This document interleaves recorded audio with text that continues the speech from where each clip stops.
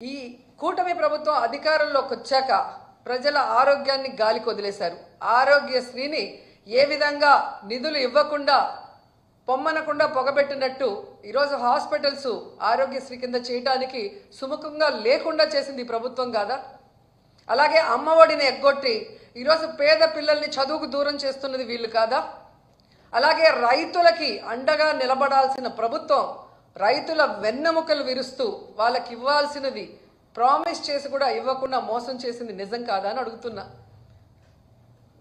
ఇవన్నీ ఒక ఎత్తు అయితే ఈరోజు రాష్ట్రంలో అవినీతి ఎంత విచ్చలవిడిగా జరుగుతుందో అందరూ కళ్ళారా చూస్తున్నారు.